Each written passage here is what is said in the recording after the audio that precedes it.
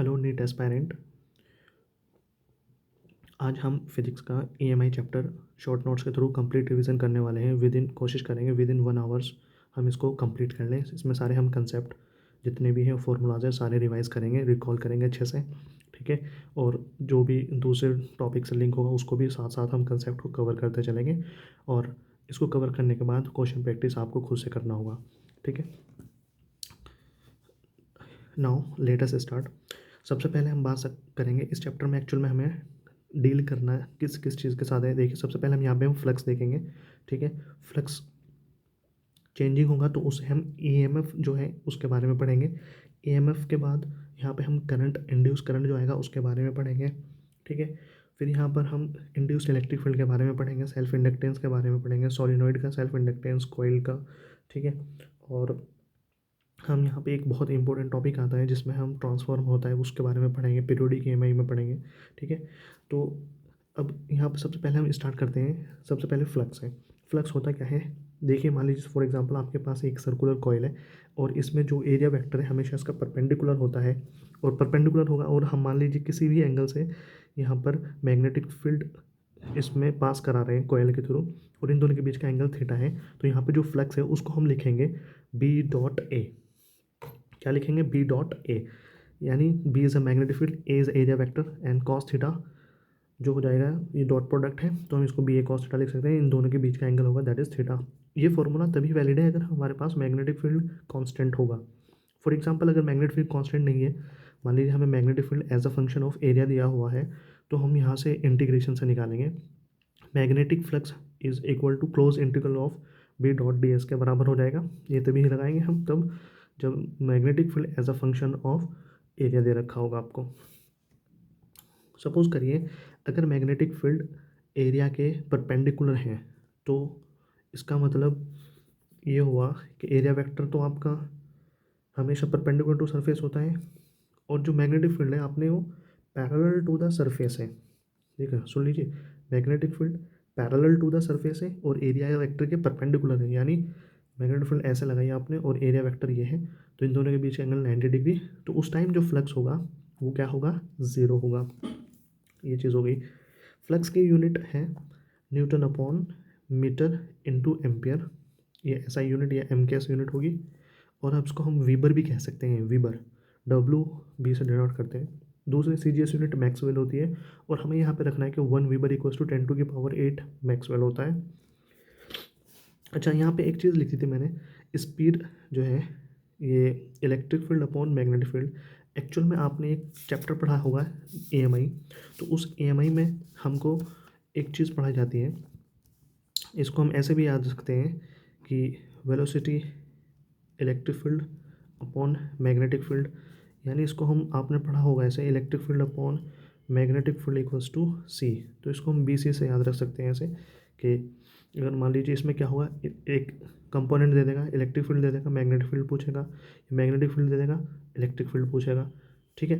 तो इसको हम ऐसे याद रख सकते हैं E equals to B C, या इसको हम ऐसे भी याद सकते हैं E equals to B C से भी याद रख सकते हैं। जैसी आपकी इच्छा होगी ऐसे याद कर सकते हैं आप, electric field upon magnetic field equals to C. और यहाँ पे सी का एक फॉर्मूला भी आपने पढ़ा होगा, 1/√μ naught upon mu naught into epsilon naught, ठीक है। ये भी बहुत पूछा जाता है, डायरेक्ट पूछा जाता है कि 1/√μ नॉट एप्सिलॉन नॉट की डायमेंशन क्या होगा, तो LT-1 हो जाएगा, क्योंकि एक्चुअल में क्या है, स्पीड है मीटर पर सेकेंड, सो LT-1 ये कभी कभी पूछा जा सकता है, ठीक है। तो यहाँ पर हम यहाँ से अगर हम electric flux upon magnetic flux लिखेंगे तो यहाँ पर जो इलेक्ट्रिक फील्ड और मैग्नेटिक फील्ड बचेगा, एरिया वेक्टर दोनों में कॉमन होगा तो वो कैंसिल आउट हो जाएगा। तो यहाँ पर हम इसको लिख सकते हैं E upon B equals to C और वी एंड यानी electric flux upon magnetic flux. अब आते हैं हम फेराडेज लॉ। देखिए मान लीजिए कोई भी फ्लक्स आप जो दे रहे हैं, फ्लक्स प्रोड्यूस हो रहा है किसी कॉइल के थ्रू, हम पास करा रहे हैं मैग्नेटिक फील्ड, तो मैग्नेटिक फील्ड लाइंस उस एरिया के साथ एसोसिएटेड होगी तो वहाँ से एक फ्लक्स जनरेट होगा। उस फ्लक्स जनरेट अगर चेंजिंग है तो वहाँ पर हमें ईएमएफ जनरेट होने को मिलेगा, ठीक है। तो यहाँ पे मान लीजिए हमने एक एग्जांपल लेते हैं, फेराडेज लॉ क्या है। मान लीजिए एक कॉइल है, ये मैग्नेटिक फील्ड है, यहाँ से मैग्नेटिक फील्ड कैसे लाए हम, बार मैग्नेट के थ्रू मैग्नेटिक फील्ड लेके आए और यहाँ पे हम दोनों के बीच में रिलेटिव मोशन कराते हैं, ठीक है। और relative motion is directly proportional to मतलब जो ईएमएफ होगा वो directly proportional to relative motion की स्पीड जो होगी उसके प्रोपोर्शनल होता है, ठीक है। तो relative motion between the coil and the magnet यहाँ पे हमने कराया, उससे इंड्यूस्ड ईएमएफ आएगा, ठीक है, जो एक फंडामेंटल क्वांटिटी है, मतलब mainly EMF, induced EMF generate होगा। और इंड्यूस्ड ईएमएफ हमेशा मतलब ये किसी भी रेजिस्टेंस वगैरह या कोयल का जो है उस पर डिपेंड नहीं करता, बस ये डिपेंड करता है कि हाँ फ्लक्स चेंज हो रहा है तो इंड्यूस्ड ईएमएफ आएगा। अब इंड्यूस्ड ईएमएफ आया और सर्किट आपका क्लोज्ड है, तो वहाँ पर सर्किट क्लोज्ड है तो इंड्यूस्ड करंट भी प्रोड्यूस होगा, ठीक है। तो यहाँ पे लिखा है कि फाइव चेंजेस इंड्यूस्ड ईएमएफ आएगा, और इसकी वैल्यू जो होगी ईएमएफ प्रोड्यूस का, इसका magnitude proportion to the D phi over D T, मतलब चेंजिंग ऑफ मैग्नेटिक फ्लक्स के बराबर होगी। अगर फाइव चेंज ही नहीं हो रहा है, कांस्टेंट है, तो वहाँ पर कोई भी ईएमआई नहीं होगा। ऐसे भी बहुत सारे केसेस है, आपने एक को पढ़ा होगा, मान लीजिए जैसे कि आप एक के पास सर्कुलर लूप है, उसमें perpendicular to the magnetic field डाल दिया और हम उसको ऐसे ही घुमा रहे हैं, मतलब वहाँ पर ऐसे रोटेट कर रहे हैं जिसकी वजह से वहाँ पर फ्लक्स चेंज नहीं हो रहा है, तो वहाँ पर कोई इंड्यूस्ड ईएमएफ जनरेट नहीं होगा। यहाँ पर ईएमएफ की वैल्यू हम कैलकुलेट करना चाहते हैं, मैग्नीट्यूड निकालना चाहते हैं, तो EMF equals to minus N D phi over D T से निकाल सकते हैं हम। यहाँ पर लेंस लॉ जो है, ये जो नेगेटिव साइन जो है ना लेंस लॉ की से आता है। लेंस लॉ कहता है कि सबसे पहले देखो शॉर्ट ट्रिक बता देता हूँ मैं, इसमें क्या है, आई आई इक्वल्स टू ए। आई मतलब यहाँ पर हमने इन दोनों का मल्टीप्लिकेशन लिया है, और ये ए ये रिप्रेजेंट कर रहा है सब पॉजिटिव, अगर साइन आएगा तो ये पॉजिटिव एंटी क्लॉकवाइज को रिप्रेजेंट करेगा। मान लीजिए परपेंडिकुलर इनवर्ड है, पॉजिटिव लेंगे, इंक्रीजिंग है मैग्नेटिक फील्ड, पॉजिटिव लेंगे, तो इन दोनों का मल्टीप्लाई करेंगे तो ये ए आएगा, तो उसको एंटी क्लॉकवाइज डायरेक्शन होगी कोयल के अंदर इंड्यूस करंट की। और अगर मान लीजिए हमें ये नहीं समझ में आ रहा है तो हम ऐसा कर सकते हैं, जो कॉज है, मतलब फॉर एग्जांपल अगर मैग्नेटिक फ्लक्स बढ़ रहा है, मैग्नेटिक फ्लक्स बढ़ रहा है तो उसको हमको कम करना है, ऐसे करंट प्रोड्यूस कराओ। और अगर मतलब जो भी कॉज हो रहा है ना फ्लक्स, मान लो फ्लक्स बढ़ रहा है तो कम कराओ, कम कम हो रहा है तो उसको बढ़ाएं, ठीक है। इस तरह से करंट प्रोड्यूस कराना होता है हमको कॉइल में, ठीक है।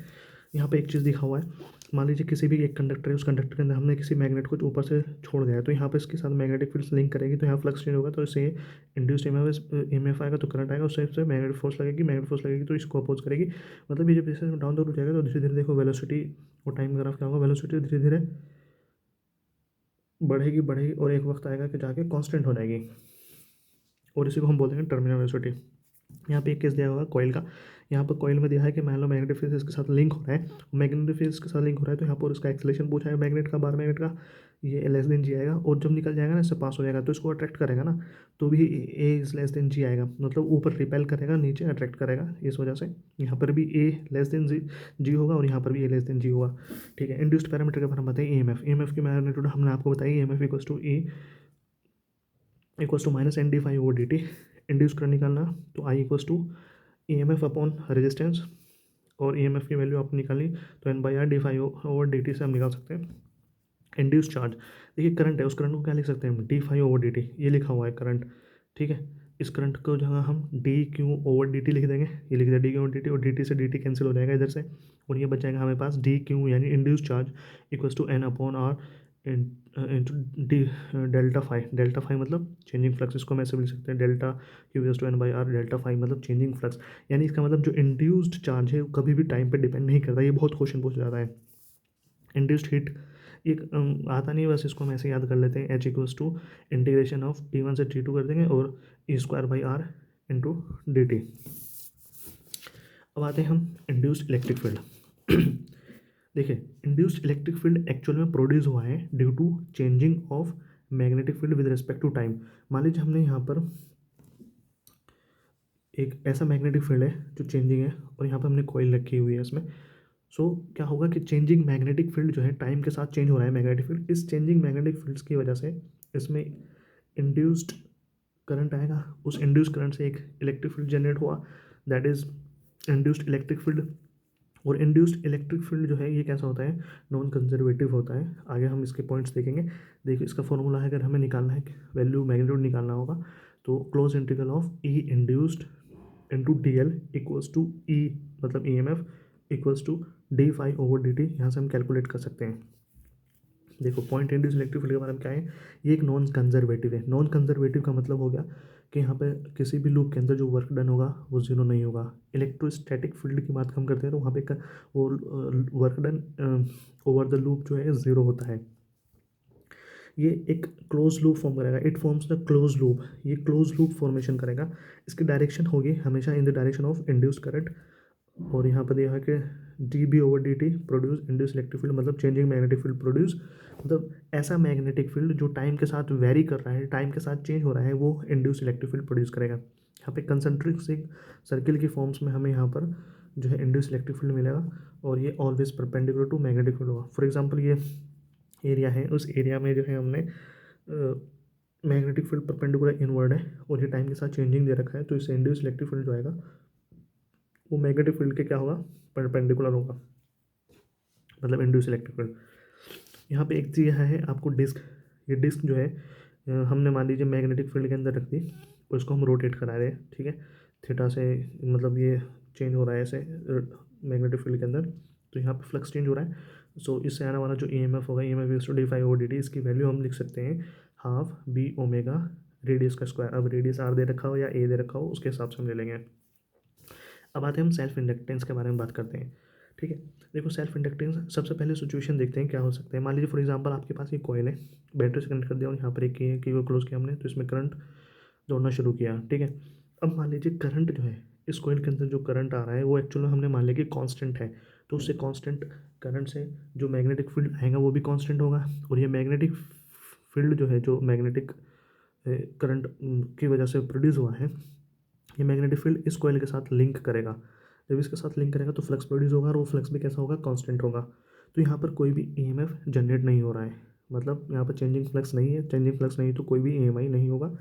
तो यहाँ पे हम कह सकते हैं कि जो टोटल फ्लक्स है वो एन इंटू फाइव, फाइव मतलब हमने एक जो एक टर्न है उसका फ्लक्स मान लिया, और एन टर्न्स है तो टोटल इतना हो जाएगा, ठीक है। तो ये जो टोटल फ्लक्स है ये प्रोपोर्शनल टू आई होगा, और यहाँ पर हम कह सकते हैं कि जो सेल्फ इंडक्टेंस है वो एक्चुअल में टोटल फ्लक्स अपॉन करंट होता है। मान लीजिए जो भी टोटल कॉइल के थ्रू कर फ्लक्स लिंक हो रहा है उसको हम करंट से डिवाइड कर दें, तो हमारे पास सेल्फ इंडक्टेंस की वैल्यू आ जाएगी। तो हम फाइव टोटल अपॉन आई लिख सकते हैं, या फिर इसको N into B into A upon I, N B A upon I, ठीक है। N number of turns, B magnetic field, area of cross section हो जाएगा, और ये आई आपका हो जाएगा करंट। सेल्फ इंडक्टेंस जो है कोइल का, या इसको हम कोफिशिएंट ऑफ सेल्फ इंडक्शन भी कह सकते हैं, ये कोई भी करंट पे डिपेंड नहीं करता, ओनली ज्योमेट्री और द परमेबिलिटी पे डिपेंड करता है, ठीक है। दूसरा केस क्या है, मान लीजिए आपने ले लिया टाइम वेरिंग करंट ले लिया, D I over D T का मतलब होगा कि यहाँ पर टाइम वेरिंग करंट है, तो ये आपके पास time varying magnetic field produce करेगा। टाइम वेरिंग मैग्नेटिक फील्ड जो है लिंक करेगा टर्न्स के साथ, तो यहाँ पर ये टाइम वेरिंग फ्लक्स जनरेट करेगा, मतलब चेंजिंग फ्लक्स, तो rate of change of flux with respect to time, so that changing flux will produce EMF, और इस ईएमएफ की वैल्यू आ जाएगी हमारे पास ईएमएफ की minus L D I over D T. यहाँ से हम कैलकुलेट कर सकते हैं। देखो ये जो आपको ये दिख रहा है ना N phi equals to L I, ये हमने एक्चुअल में यहाँ से लिया है, ये टोटल फ्लक्स है, और आई को इसके साथ हम मल्टीप्लाई करेंगे एल से, so N phi equals to L into I. यहाँ पे यूनिट की बात करें हमें, unit of L self inductance, ये हो जाएगी आपके पास वीबर अपॉन एम्पियर, या फिर newton metre upon ampere square, या फिर joule upon ampere square. Joule upon ampere square इसको हम कहाँ से निकाल सकते हैं, यहाँ से भी निकाल सकते हैं, potential energy equals to half L I square से, so half L I square से भी निकाल सकते हैं। और इसकी हेनरी, इसकी दूसरी जो पॉपुलर यूनिट है वो है हेनरी। अब यहाँ पर देखिए आपको दिया हुआ है दो सिचुएशन हो सकती है। मान लीजिए आपके पास D I over D T कैसा है, पॉजिटिव है, मतलब इंक्रीजिंग है, सो उस इंडक्टर के अंदर जो ईएमएफ आएगा, ठीक है, अगर इंक्रीजिंग है तो वो अपोज करेगा, ठीक है, EMF oppose the source EMF existing in the circuit, ठीक है, मतलब वही वाला चेंज है यहाँ पे, ये वाला वो पॉइंट है। मान लीजिए कोई भी आपको पास इंडक्टर दे रखा है, उसमें टाइम वेरिंग करंट दे दिया है आपको, ठीक है, मान लो एम्पियर पर सेकंड के हिसाब से दिया हुआ है, करंट का रेट दिया हुआ है change of with respect to time, तो उसमें क्या होगा, उस इंडक्टर के अंदर ईएमएफ जनरेट होगा जिसकी वैल्यू माइनस एल डी आई और डी टी होगी। तो वहाँ पर वही चीज़ बताइए यहाँ पर कि D I over D T अगर आपका पॉजिटिव है तो we have to deal with this, और मान लीजिए D I over D T आपका नेगेटिव है तो ये सपोर्ट करेगा, ठीक है, और सपोर्ट करेगा तो यहाँ पर ईएमएफ जो टर्मिनल होगा ईएमएफ प्लस ई के बराबर आ जाएगा। ईएमएफ उसका सेल कर दे रखा है आपको। ये पॉइंट्स मैंने दोनों आगे भी समझाया है बैटरी के, मतलब इंडक्टर को हम कैसे बैटरी में कन्वर्ट कर सकते हैं, तो वो आगे हम डील करेंगे। अब यहाँ पर दिया है self inductance of small circular loop, number of turns दे रखा, करंट दे रखा, आर रेडियस दे रखी, करंट दे रखा, तो L equal total flux upon I, तो टोटल फ्लक्स निकालना है आपको। अब मान लीजिए इसका जो मैग्नेटिक फील्ड है अंदर, उसके हम वैल्यू मान सकते हैं, magnetic field equals to mu naught I upon 2 R होता है ना, फिर उसके बाद पाई आर स्क्वायर। ठीक है, तो मैग्नेटिक फील्ड में भी एक एन होगा और एरिया वेक्टर वाले में भी, मतलब एरिया जो निकालेंगे तो उसमें भी एक एन होगा, तो mu naught pi N square R upon 2। तो ये याद भी कर सकते हैं और इसको कैलकुलेट भी कर सकते हैं, मेरे हिसाब से कैलकुलेट करना ज़्यादा बेटर होगा। याद करना है तो फिर हमको इसका याद करना होगा, सेल्फ इंडक्टेंस का। ठीक है, self inductance, self inductance of long solenoid. Long solenoid का बारे में हम इसका सेल्फ इंडक्टेंस देखेंगे। मान लीजिए हमने कंसिडर कर लिया एक सोलिनॉइड है, उसका एल लेंथ है, एरिया क्रॉस सेक्शन ए है और नंबर ऑफ टर्न्स एन है, तो यहाँ पर इसका हम कैलकुलेट कर सकते हैं। इसको हम डायरेक्टली याद ही रखें, L equals to mu naught N square area upon length. N जो है यहाँ पर नंबर ऑफ टर्न्स है, so mu naught N square area upon length. यहाँ पर ऊपर नीचे अगर हम एल से मल्टीप्लाई करेंगे तो ये वॉल्यूम बन जाएगा और ये बन जाएगा आपका number of turns per unit length. So हम इसको लिख सकते हैं mu naught small N square into V, V is a volume. ठीक है, तो इसको हमको अच्छे से याद रखना होगा कि जो सॉलिनॉइड है ये बहुत पूछा जाता है, L equals to mu naught N square area upon L, ऊपर नीचे इससे मल्टीप्लाई करेंगे और ये बन जाएगा mu naught N square V, V is a volume हो जाएगा, वॉल्यूम। ठीक है, ये एरिया ऑफ क्रॉस सेक्शन है और ये लेंथ। ठीक है, अब आते हैं बिहेवियर ऑफ एन इंडक्टर, कि इंडक्टर जो है कैसे बिहेव कर सकता है। ठीक है, तो इंडक्टर की बात करें हम, मान लीजिए डीसी सप्लाई दिया है आपने। अब डीसी सप्लाई देने पर 8t=0 पे जो इंडक्टर है वो एज ओपन सर्किट बिहेव करेगा, as a open circuit behave करेगा। मतलब यहाँ पर जो है ना, क्या होगा, इंडक्टर में जब t=0 जाएगा तो करंट इसके थ्रू पास ही नहीं होगा। ये एक्चुअल में फूफा जी की तरह है। ठीक है, मतलब ये शुरू में जो है ना करंट जाने नहीं देगा, लेकिन एट द टाइम t=इनफाइनाइट पहुँचेगा, मतलब स्टेडी स्टेट। स्टेडी स्टेट का मतलब हो गया कि टाइम इनफाइनाइट होएगा, तो उस टाइम क्या होगा, इंडक्टर जो है इसके थ्रू करंट जाएगा और एज अ वायर बिहेव करेगा। कैपेसिटर में क्या होता है, कैपेसिटर में t=0 पे यहाँ पर करंट जाएगा। ठीक है, जैसे t=टू इनफाइनाइट टाइम हो जाएगा तो ये फुल्ली चार्ज हो जाएगा, तो ये ओपन हो जाएगा सर्किट। डीसी सप्लाई में टाइम कॉन्स्टेंट की भी वैल्यू हम निकाल सकते हैं, टाइम कॉन्स्टेंट इसको हम लैम्डा से डिनोट करते हैं। तो कैपेसिटर में आर से सर्किट होता है, तो tau equals to R C, और एल आर सर्किट में जो टाउ होता है वो एल अपॉन आर के बराबर होगा। Combination of inductor, combination of inductor, मान लीजिए ये रेजिस्टेंस की तरह ही है, आपको एक एल दे दिया इधर, एक L1 इधर दे दिया। सीरीज में है तो सीधा हम इसको ऐड करेंगे, पैरेलल में है तो जस्ट रेजिस्टेंस की तरह ऐड करेंगे। जैसे यहाँ पे एक क्वेश्चन भी दिया है, तो यहाँ पे टाउ निकालना, तो यानी L/R निकालना, L equivalent upon R equivalent, तो एल इक्विवेलेंट तो एल हो गया, आर इक्विवेलेंट, ये दोनों पैरेलल में, तो यहाँ पर हम इसका नेट निकाल सकते हैं। इंडक्टर जो है इसके अंदर एनर्जी जो स्टोर होगी इसका फॉर्मूला होगा, ये एक्चुअल में magnetic energy stored inside the inductor is equal to half L I square, half L I square. ठीक है, इसका हम जनरल फार्मूला भी याद रखें, B U B equals to half L I two square minus I one square. ठीक है, तो ये energy stored in the form of magnetic field, inductor के अंदर जो एनर्जी स्टोर होगी in the form of magnetic. एक जैसे ही फॉर्मूला आपने पढ़ा था इलेक्ट्रोस्टैटिक एनर्जी डेंसिटी, ये वाला फॉर्मूला आपने पढ़ा हुआ है, electrostatic energy density half epsilon naught E square. मतलब ये आपके पास है ना potential energy per unit volume में है। और इसी तरीके से हम magnetic energy per unit volume में भी यहाँ पर एक फॉर्मूला आता है, B²/2 म्यू नॉट, यानी potential energy per unit volume जो magnetic energy per unit volume में स्टोर होगी, that will be equals to B²/2 mu naught. ठीक है, ये हमेशा वैलिड होता है कहीं भी। ठीक है, अब इसके बाद हम आते हैं म्यूचुअल इंडक्टेंस पे। देखो म्यूचुअल इंडक्टेंस में क्या है, मान लीजिए आपके पास ये प्राइमरी कॉयल है, एक ये सेकेंडरी कॉयल है। प्राइमरी कॉयल में हमने करंट दिया, करंट देने से इसमें मैग्नेटिक फील्ड जनरेट हुआ। ये मैग्नेटिक फील्ड लिंक करेगा इस कॉइल के साथ और यहाँ पर प्रोड्यूस करेगा फ्लक्स। तो यहाँ पर दो सिचुएशन थे, जैसे हमने पढ़ा था कि कांस्टेंट और वेरिएबल करंट के बेसिस पे, तो वहाँ पर भी हम यहाँ पर भी दो सिचुएशन देखेंगे। ठीक है, सबसे पहले देखो, आपने प्राइमरी कॉइल में करंट जो लिया है, मान लीजिए वो कांस्टेंट है, ये वाली प्राइमरी कॉइल है, इसमें आपने करंट लिया है और वो कैसा है, कांस्टेंट है। तो ये कांस्टेंट मैग्नेटिक फील्ड प्रोड्यूस करेगा, इससे जो फ्लक्स आएगा वो कैसा आएगा, कांस्टेंट आएगा प्राइमरी में। और यही फ्लक्स जब लिंक करेगा सेकेंडरी के साथ तो ये भी कैसा होगा, कांस्टेंट होगा।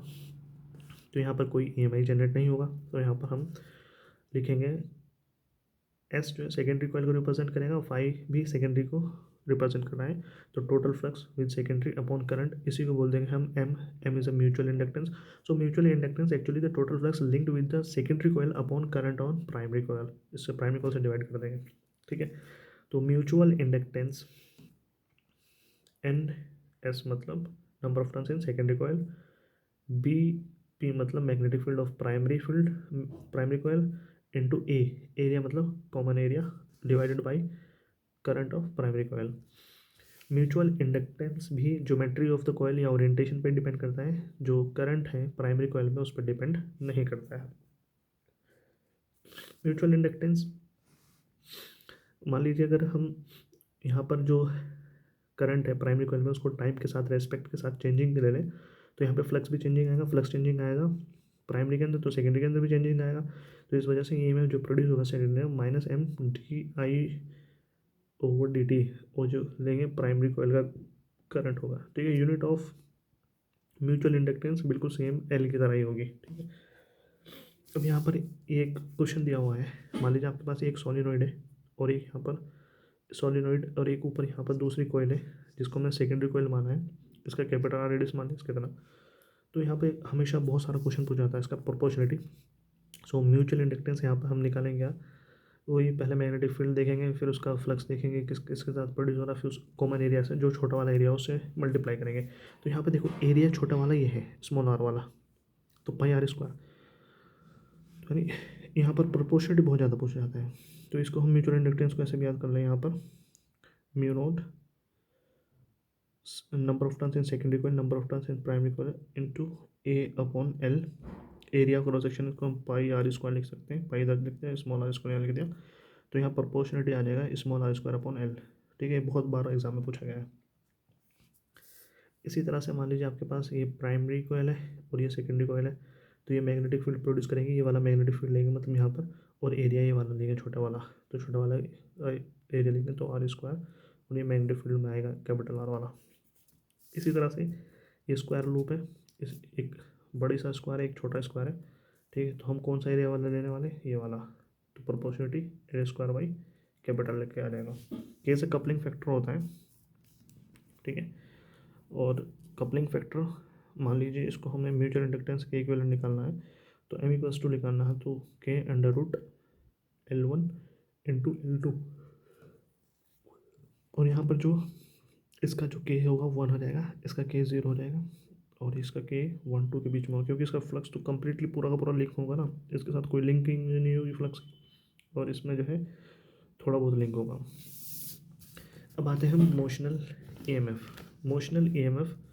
मोशनल EMF एक्चुअल में क्या है, इसको हम डायनेमिक EMI भी बोल सकते हैं। आपने क्या किया, ये रोड ले ली, इस रोड में यहाँ पर आपने ले लिया मैग्नेटिक फील्ड। ठीक है, और ये मैग्नेटिक फील्ड कैसा है, कांस्टेंट है। ठीक है, और यहाँ पर हम क्या करेंगे, ये जो आपने लिया है ये एक्चुअली कंडक्टिंग रोड ली है, इसको हम v वेलोसिटी देके perpendicular to the magnetic field ऐसे इधर की तरफ लेके जाएंगे। ठीक है, तो यहाँ पे फ्लक्स चेंज होगा। ठीक है, फ्लक्स चेंज होगा तो उससे EMF आएगा इस रोड के अंदर। ठीक है, तो इस EMF एट इक्विलिब्रियम यहाँ पे लिखा हुआ है EMF equals to V cross B dot L effective. ठीक है, और यहाँ पर जो V और B है, ठीक है, ये कैसा होना चाहिए, परपेंडिकुलर होगा तभी EMF आएगा भाई।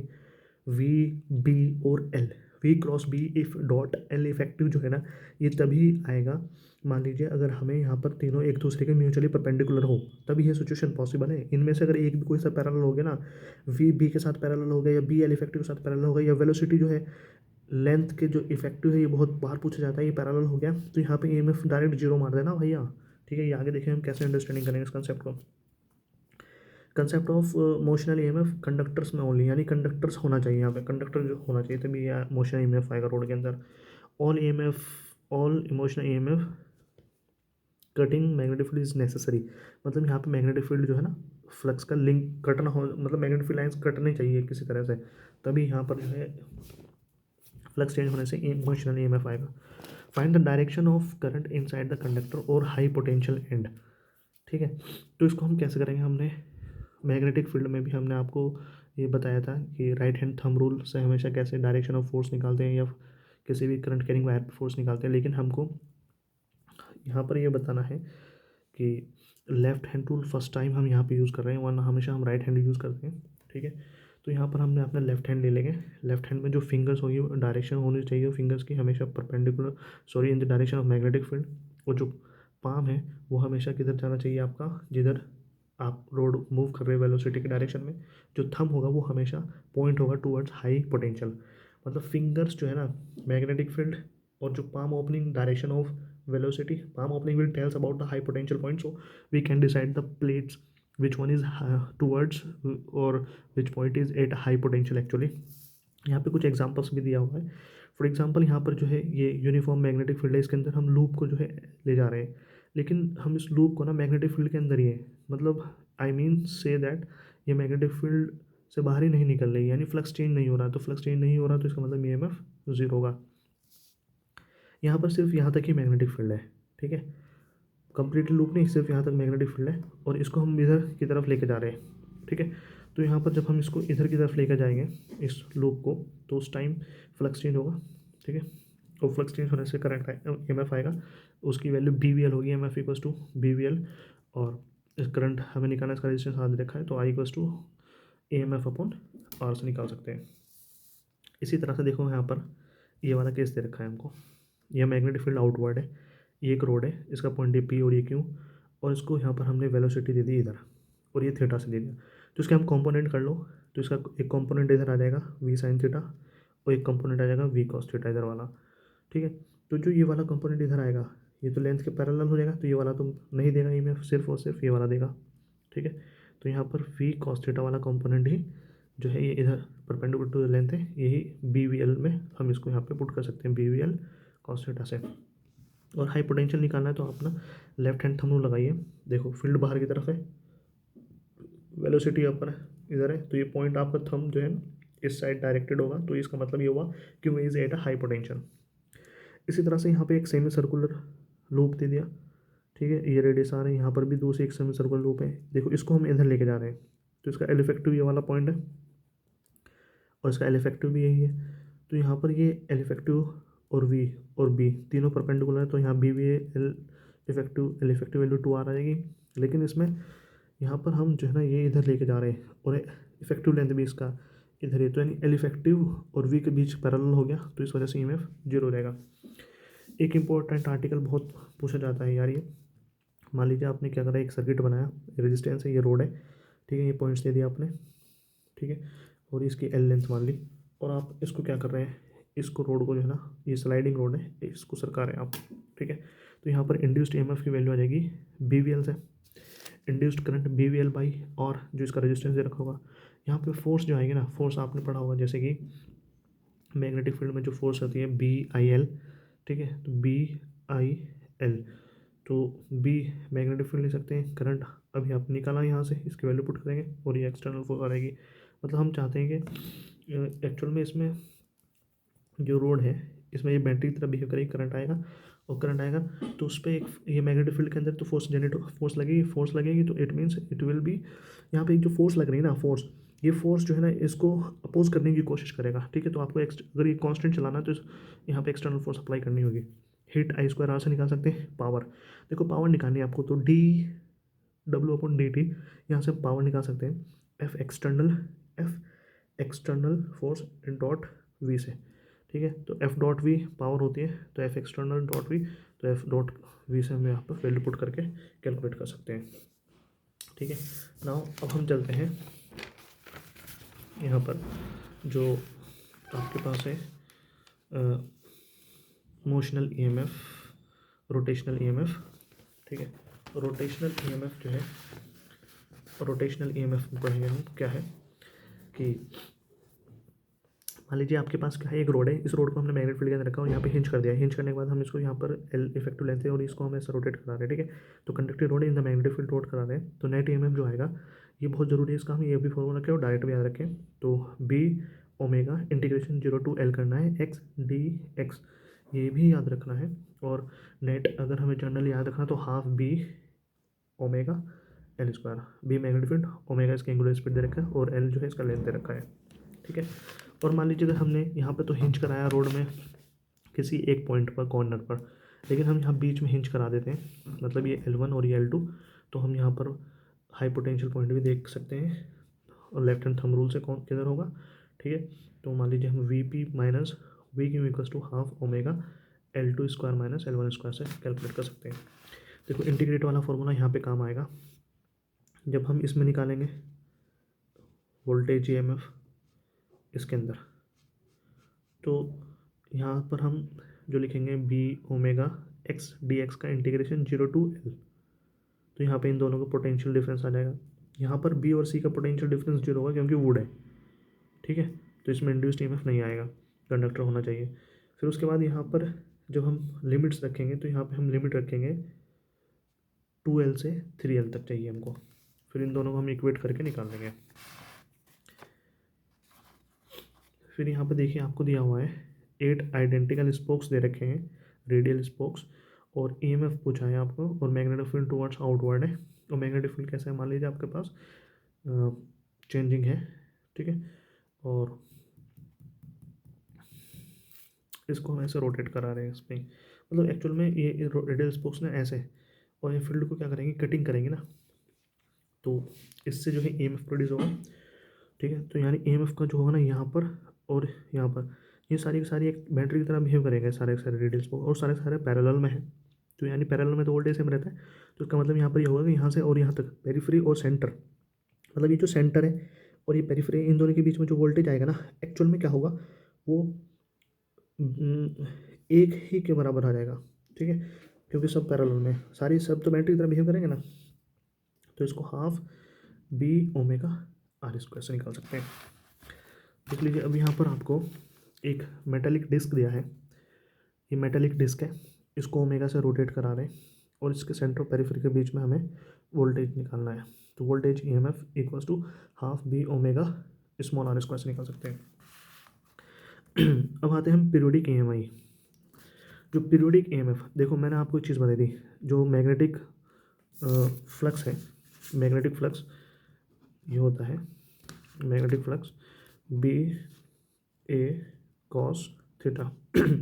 अगर हमको मान लीजिए मैग्नेटिक फील्ड चेंज करना, मतलब फ्लक्स चेंज कराना है, क्योंकि फ्लक्स चेंज कराएंगे तो उससे इंड्यूस्ड ईएमएफ आएगा, तो उससे इंड्यूस्ड करंट आएगा, तो अगर ये वैल्यू चेंज कराई तो या तो आप मैग्नेटिक फील्ड को चेंज करो, या फिर आप एरिया वेक्टर को चेंज करो, या फिर आप थीटा को चेंज करो, ठीक है। तो अगर हम थीटा को चेंज करते हैं, इसी को बोलते हैं हम पीरियोडिक ईएमआई। तो पीरियोडिक ईएमआई में हमने क्या किया है, देखो यहाँ पर आपने दो बार मैग्नेट लिए, एक नॉर्थ पोल एक साउथ पोल, यहाँ से मैग्नेट फील्ड आपने यूनिफॉर्म पास करा लिया, और ये एक कॉइल है, इस कॉइल का एरिया भी कांस्टेंट है, मैग्नेट फील्ड भी कांस्टेंट है, लेकिन हम क्या करें, इस कॉइल को ना रोटेट करा रहे हैं। जब इसको रोटेट करा रहे हैं थीटा से, मतलब यहाँ पे थीटा चेंज हो रहा है, और थीटा को इक्वल्स टू ओमेगा टी लिख सकते हैं हम। तो यहाँ पे जो मैग्नेटिक फ्लक्स है उसकी वैल्यू कैसे लिखेंगे हम, phi equals to N number of turns जो भी इस कॉइल के अंदर है, into area of cross section जो दे रखा है इसका, और यहाँ पर जो B is a magnetic field है, बी मैग्नेटिक फील्ड है, और कॉस थीटा की जगह हमने कॉस ओमेगा टी लिख दिया, तो ये फ्लक्स आ गया। इस फ्लक्स को हम ऐसे भी लिख सकते हैं, phi equals to phi naught cos omega T, और फाई नोट की वैल्यू कितनी हो जाएगी, ये वाली एन ए बी। अब इसको हम डिफ्रेंशिएट करेंगे, इस मैग्नेटिक फ्लक्स को जब हम डिफ्रेंशिएट करेंगे तो हमें इंड्यूस्ड ईएमएफ मिलेगा D phi over D T.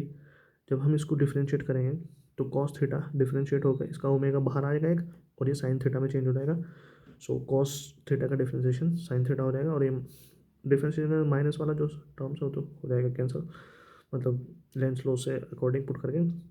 तो यहाँ पे खैर बात करने की है कि ईएमएफ जो है E equals to E naught sine omega T के बराबर आएगा, और यहाँ पे जो ई नोट है इसकी जो वैल्यू होगी वो हो जाएगी maximum N A B omega. ये बहुत पूछा जाता है भाई, देखो कि मैक्सिमम जो है ना, मैक्सिमम वैल्यू कितनी होगी, एन ए बी ओमेगा। आप इसको कैसे भी याद करो भाई, ये बहुत ज़रूरी है, ये याद करो, बहुत ज़्यादा इम्पोर्टेंट है ये। एन ए बी ओमेगा या एन बी ए ओमेगा, ठीक है, ये मैक्सिमम वैल्यू हो गई ई एम एफ की। इंड्यूस करंट है तो करंट आपको ई एम एफ मिल गया, इसको रेजिस्टेंस से डिवाइड कर दो, ठीक है। अब यहाँ पे फेज डिफरेंस का एक दूसरा क्वेश्चन आता है, देखिए phase difference between periodic flux और या पीरियोडिक ई एम आई, ठीक है, मतलब जो पीरियोडिक फ्लक्स है उसके बीच में और पीरियोडिक ई एम एफ के बीच में जो डिफरेंस आएगा वो π/2 का हुआ, ठीक है। या पीरियोडिक फ्लक्स और करंट के बीच में भी जो डिफरेंस आएगा वो π/2 का होगा, 90 डिग्री का फेज होगा। क्योंकि देखो यहाँ पे कॉस आ रहा है ना यार, और यहाँ पे साइन आ रहा है, तो π/2 का ही तो फेज आएगा। फ्रीक्वेंसी बात करें अगर हम, ये सब के लिए सेम रहेगा, लेकिन हाँ यहाँ पे एक चीज़ छूट गई, ये देखो पीरियोडिक ईएमएफ जो है ई और पीरियोडिक करंट, इन दोनों के बीच में तो हमेशा ज़ीरो ही रहेगा फेज। अच्छा यहाँ पे फॉर द फ्रीक्वेंसी जो है सेम फॉर ऑल, सब के लिए सेम रहेगा। यहाँ पर ये फाई, ये ई और ये आई, ठीक है, लेकिन फ्रीक्वेंसी चेंज होगा फॉर इंड्यूस्ड करंट के लिए, वो डबल हो जाएगा, 2f के बराबर होगा, ठीक है। ज़्यादा नहीं, अब थोड़ा बहुत बचा है, जल्दी से हम इसको कवर करते हैं 10 मिनट में। देखिए ट्रांसफार्मर, देखो ट्रांसफार्मर के बारे में ना आपको याद रखना होगा, ये कॉइल है प्राइमरी और ये आपने सेकेंडरी कॉइल है, ठीक है। ये बीच में एक सॉफ्ट आयरन कोर होता है, तो यहाँ पे अगर इसकी फ्रीक्वेंसी 100% दे रखी है, मतलब आइडियल दे रखा है, तो input power equal to output के पावर हो जाएगी। पावर को हम वी आई से लिख सकते हैं, I1 equals to V2 I2, ठीक है। I1 और I2, मतलब I1 जो है हम प्राइमरी कॉइल को रिप्रेजेंट करेंगे और 2 जो है हम सेकेंडरी कॉइल को रिप्रेजेंट करेंगे। अब यहाँ पे दिया हुआ है कि जो एक्चुअल में यहाँ पर क्या होगा, इस कॉइल के अंदर जो करंट आएगा उससे फ्लक्स आएगा, फ्लक्स से इसके साथ लिंक करेगा, फिर इसमें जनरेट हो, वो बहुत ज़्यादा कंसेप्ट में हम नहीं जा रहे हैं, सिर्फ हम देख रहे हैं, ठीक है, कैसे यहाँ पर हम रिप्रेजेंट कर सकते हैं। तो यहाँ पर ये V2/V1 equal to N2/N1 equals to I1/I2 लिख सकते हैं, ठीक है। N2/N1 इसी को हम बोलते हैं टर्न रेशो या फिर ट्रांसफॉर्मर रेशो, ठीक है। यहाँ पर इसको हम ऐसा भी आ सकते हैं, voltage proportion to the N होता है और करंट इन्वर्सली प्रोपोर्शन होता है। और यहाँ पर एक चीज़ बहुत इंपॉर्टेंट है कि जो E M F equals to N/5 वो डी लेते हैं, यानी E M F is proportion to N. तो यहाँ पर किसी भी ट्रांसफार्मर की कुछ भी एफिशिएंसी दे रखी हो, मान लो 80% एफिशिएंसी दे रखी है, ठीक है, 50% एफिशिएंसी दे रखी है, तो ये हमेशा वैलिड होता है कि E M F is proportional to N.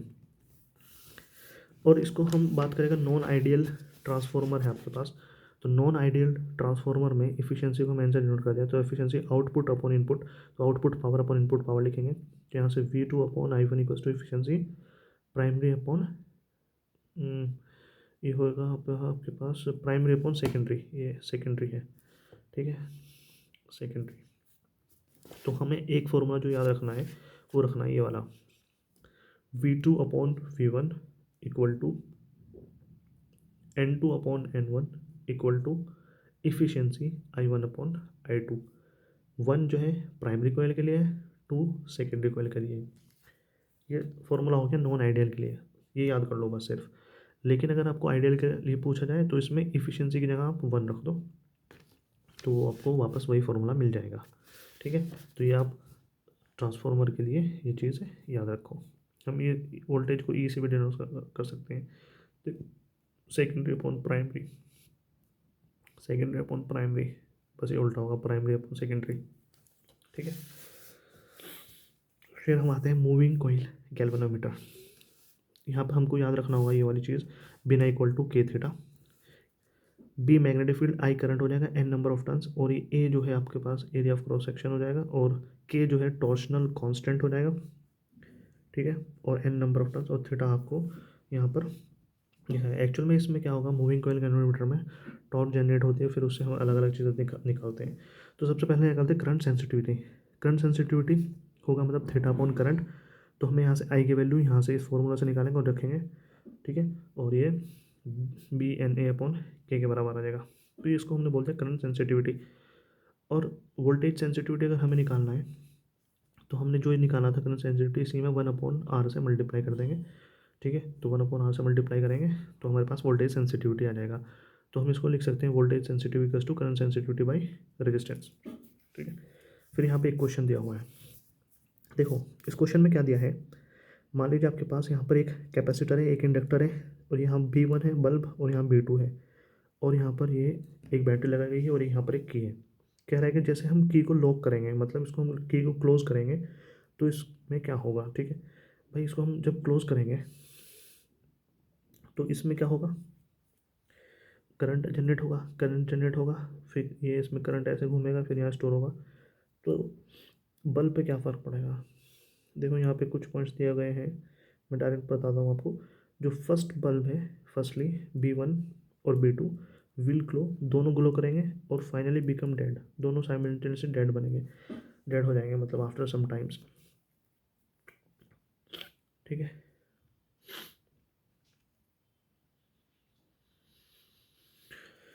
इस वाले में देखो, इसमें ना क्या करा हमने, यहाँ रेजिस्टेंस लगा दिया और ये इंडक्टर लगा दिया। फिर इसको आपकी को क्लोज की हुई है, इसको अनलॉक करेंगे हम।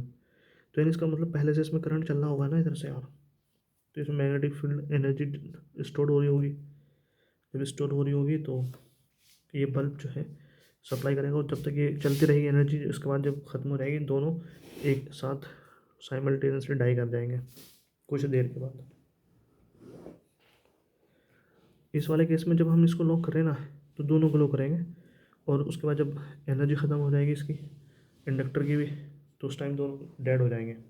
ठीक है, इसका मैंने यहाँ कुछ थोड़ा सा सॉल्यूशन भी बता दिया, जैसे कि after unlocking the key, second वाले केस में ये सर्किट कुछ इस तरह बिहेव करेगा और ये करंट सप्लाई करेगा। हाँ, आकाश में एक क्वेश्चन आया था, इसको डायरेक्ट याद कर लेना भाई, ये बहुत ज़्यादा इंपॉर्टेंट है। देखो, टू मेटालिक डिस्क है जो प्योर रोलिंग कर रही है, magnetic field perpendicular to the loop दे रखा है, उसकी रेडियस दे रखी है R। हमको पोटेंशियल डिफरेंस निकालना है दोनों के अपर पॉइंट में, और यहाँ पर ये कंडक्टिंग, नीचे इसके ऊपर ये प्लेटफॉर्म दिया गया है। तो जो यहाँ का पोटेंशियल है A और B का, वो तो सेम रहेगा क्योंकि कंडक्टिंग है। लेकिन यहाँ पर जो है ना, जब ये ऐसे घूमेगा तो ये वाला पॉइंट जो है ना इधर की तरफ ऐसे घूमेगा, तो ये इधर की तरफ जाना चाहेगा, और ये वाला इधर इधर की तरफ जाना चाहेगा। मतलब इसको हमने कुछ ऐसा ड्रॉ किया है, देखो ये 1 पॉइंट इधर जाना चाहेगा, 2 इधर घूमना चाहेगा। तो मतलब इसका जो पॉइंट है 3 का, इधर आएगा 2V से, और ये इधर जाएगा 2V से। यहाँ पर प्योर रोलिंग दे रखा है, प्योर रोलिंग दे रखा है, तो यहाँ पर ये तो रेस्ट पर रहता है, मोमेंटरी रेस्ट पर रहता है, और इसकी वेलोसिटी कितनी हो जाएगी,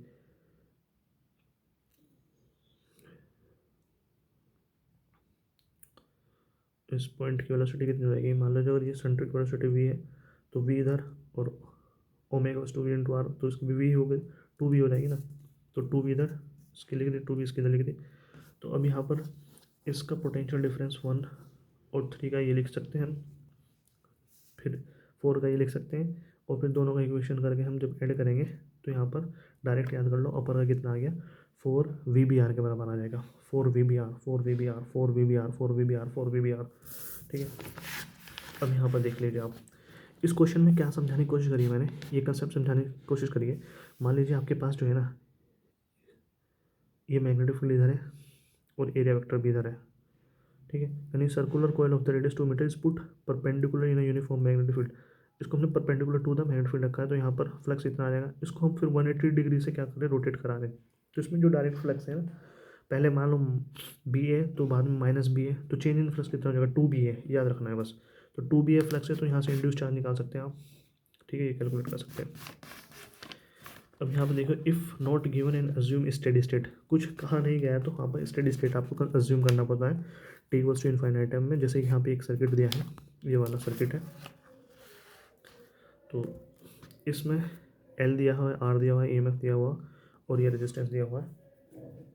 तो T = 0 पे जो इंडक्टर है वो एक ओपन की तरह बिहेव करेगा, तो सिर्फ यहाँ पे करंट इतना आएगा। T = इनफाइनाइट टाइम पे जो इंडक्टर है वो हमेशा एक वायर की तरह बिहेव करेगा, तो यहाँ पर एक वायर की तरह बिहेव करेगा, और ये शॉर्ट सर्किट हो जाएगा। तो यहाँ पर करंट की वैल्यू ये आ जाएगी सिचुएशन में। इसी तरह से यहाँ पर दिया हुआ है एक क्वेश्चन, ये इसमें 12 वोल्ट दे दिया है, और ये I1 I2 और I3 इनकी वैल्यू पूछ ली है।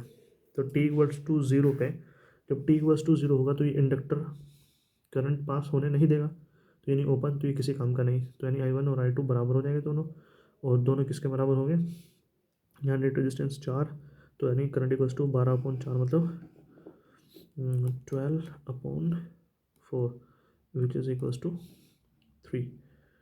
तो 3 एम्पियर आ जाएगा और इसकी वैल्यू 0 हो जाएगी I3 की, मतलब I1 equals to I2 equal to 3 ampere और I3 0। Steady request T equals to infinite होंगे तो एक वायर की तरह बिहेव करेगा। जब ये एक वायर की तरह बिहेव करेगा तो ये नाइट्रोजन से 6 3 का 2, 2 रहेगा 4, 4 का मतलब 6, मतलब यहाँ से निकलेगा आपके पास I1 नहीं रुक एक मिनट, ये कितना हो गया 2 और एक 3, 3 हो गया ना, तो 3 यानी 12/3 4 एम्पियर, यानी I1 की value T equal to infinite में 4 एम्पियर आ जाएगी। ठीक है, अब इन दोनों में रेजिस्टेंस के इन्वर्सली प्रोपोर्शनल होता है तो यहाँ से हम निकाल सकते हैं। That's it.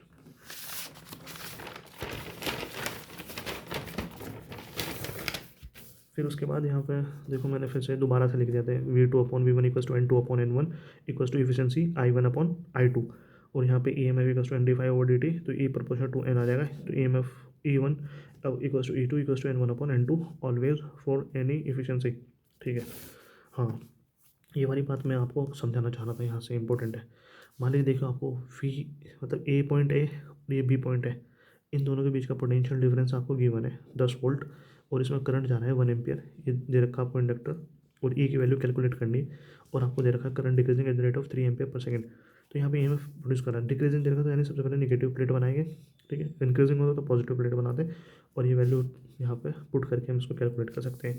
तो यहाँ पर आपको याद ये रखना है, अगर DI/dt डिक्रीजिंग है मतलब लेस देन ज़ीरो है, निगेटिव में है, लेस देन ज़ीरो है, तो यहाँ पे फर्स्ट आप निगेटिव प्लेट बनाओगे।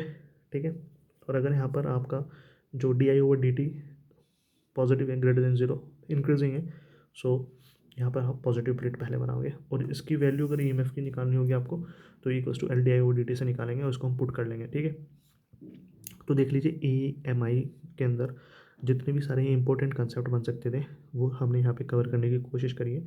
ठीक है, अब आपको जो है ना क्वेश्चन प्रैक्टिस करना है, दैट्स इट। और बाकी इसमें कुछ चीज़ें फ्लक्स वाली चीज़ें हैं, जैसे कि कैपेसिटर वाले कुछ NCERT के पॉइंट्स है, वो भी आप कवर कर सकते हैं। Okay, thank you very much.